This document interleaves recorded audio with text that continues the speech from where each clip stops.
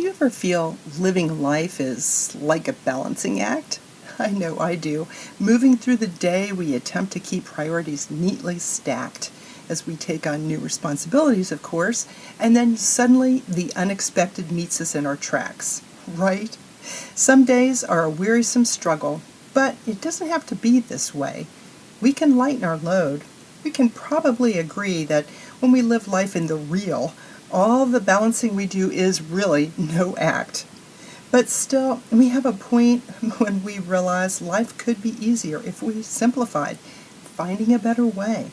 All this reminds me of walking on a tightrope as we try to make our way from one end of the day to the other end. And in this episode of Live Read the podcast, you'll discover 3 things you need to make it through your day as a successful tightrope walker.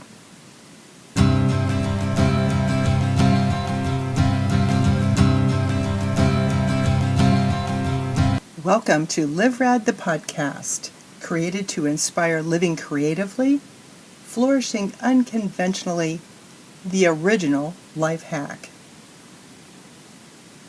So glad you could join me today. I'm Becky Cortino, and this is a new season following publishing my forgiveness book, Restoring the Broken Places in an Unforgiving World. In this episode, I'm going to show you what forgiveness is and why it's like walking a tightrope. A tightrope. Come with me on this adventure. Imagine yourself standing on a thin wire suspended high above the ground, looking out with a clear view of where you're going, but no visible means of support. One slip, and everything will be different if you fall. But if you're successful in crossing safely from one end to the other, life changes dramatically for you. In my 5 years of writing, studying, and talking with people about forgiveness, I've drawn the conclusion that true forgiveness is a feat similar to tightrope walking. We humans have 3 basic needs for survival: relationships, food, and security. A tightrope walker has 3 basic needs for survival to successfully perform: a specially rigged steel cable of braided wire, tautly secured end-to-end between 2 stable points, exceptional balance, well-developed skill to make their way across the tightrope. Are your palms getting sweaty just thinking about crossing? And mine are. The similarities of having 3 basic needs for survival between tightrope walkers and the rest of us end here. Unlike the straightforward properties of motion and balance, we humans are fickle even in relationships that are important to us. How we treat relationships and view forgiveness is filled with a jumble of contradictions. We humans are complex beings. Relationship ranges from the top of our needs list, causing us to seek connection, support, communication, sharing, love, and yet many struggle most of their life with this essential for living. We know strained relationships often stretch a human connection to the breaking point, and we see this because the peaceful existence has proven impossible among people globally. If you just look around, you can see this. While relationships are needed to live life successfully, keeping them in good shape often seems just out of reach. The problem is the world as a whole just can't get forgiveness right. We can't fix the broken places in our lives very well. When a wrong is done, pop psychology tells the victim they hold the power over their perpetrator by withholding forgiveness, and yet this changed them forever to the very thing they want most to free themselves from. The world's captivating lies tell hurting people what they want to hear. Easy, quick, done. When we do something wrong, we can't forgive ourselves, replaying the horror even after amends are made. We wonder, how could we have been so foolish? We hang on to it, dragging it along with us like a dead weight. And then when someone causes an incident or creates a stir, we find it easy to just shelve the matter, confident that, hey, we didn't start the fray, it's not our problem, right? But it still persists. It impacts our life and is never really hidden away. The fact is, a wrong happened. It's history, which can never be erased.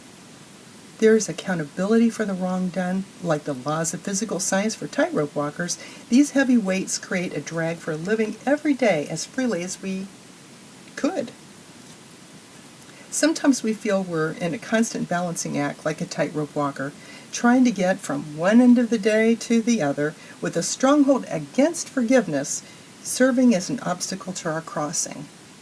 Because it's clear the world cannot provide an effective strategy to restore broken relationships, following the world's ways will never permit us to truly extend grace to others, freeing ourselves from unwanted relational pain. And if we're sincere in wanting to live a life of love, freely offering forgiveness to others, we need to follow an effective, proven, working model to accomplish that. In my book, Restoring the Broken Places in an Unforgiving World, I explain how God offers us the definitive example of forgiveness. The picture he paints of unconditional love is the most astonishing the world has ever seen. It is so different from anything we know that fully understanding it is mind-blowing. And many people, even who are not Christians or believers, know the story. It is amazing, isn't it? Do you feel like you're trying to successfully cross the tightrope of forgiveness, but you're just not sure and you're stuck? Check out my forgiveness book. It offers real-life application approach to forgiveness. Check out Restoring the Broken Places in an Unforgiving World. It's available wherever books are sold. More information about my forgiveness can be seen at forgivenessbook.beckycortino.org. We may never understand why something played out as it did, but we know it occurred, bringing with it relentless pain. We cannot alter history, but we can change how we deal with it. And we can also change how we handle the things that happen to us. The answer lies in forgiveness. We can free ourselves of torment, living victoriously through Jesus Christ by embracing forgiveness. Forgiveness is where hope is found. It's a starting place. It's always the beginning of all that is yet to come and all that will be. It is a way to a better life. Be open to accepting the gift. And what are you afraid of? Lay your cares, concerns, and fears at the feet of Jesus Christ. He wants to hear from you. He wants to help you. He's waiting for you. It is because of him and through him we are loved, do love, and are capable of loving others. It is because of our love of him we must therefore love others. Loving others in this way glorifies God, and that pleases him. Loving others means always extending grace to them whenever necessary. Tightrope walking and forgiveness are both a science and an art. Physical science for the performer, the science of understanding people for us. Both require an artful sensitivity in execution. Both require great faith, undertaking an endeavor to move forward with an uncertain outcome and no visible means of support. Navigating relational changes is a lot like our own tightrope act. To be successful, we have to keep our priorities in balance.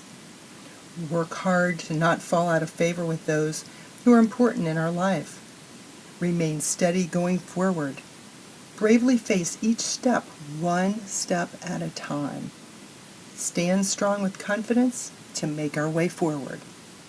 To be successful in walking the tightrope of forgiveness, there are 3 requirements. A sturdy wire that in real life represents relationships. A strong connection that already exists, providing 2 secure points connecting us with our Heavenly Father and other relationships we have. Balance and skill on our part, which comes from understanding, to restore hope and keep our priorities balanced. In order to be successful as a tightrope walker, you must have all 3 elements, or you will fall. I probably hardly need to remind you that in tightrope walking, falling is an attempt to make a crossing to the other side. As mere humans in real life, we can rest assured that our falls, most often, rarely will be fatal. If an attempt didn't work as it hoped, we can get back up and try again. I hope all of your tightrope walking experiences will be as you hope. It can be daunting, but it can be done. I'm wondering, what is your number one forgiveness question, concern, challenge, or problem? Please let me know. Go to Becky Wants to Know, that's T-O, no, BeckyWantsToKnow.BeckyCortino.org, and let me know. I do want to know. I want to know what your number one forgiveness question, concern, and challenge or problem is, because it's interesting for all of us to know, and it also shows me areas to cover in the podcast that will offer solutions to things that are pressing matters to you. Coming up next on Live Rad, the podcast, you'll discover where restoration begins and how to get to forgiveness.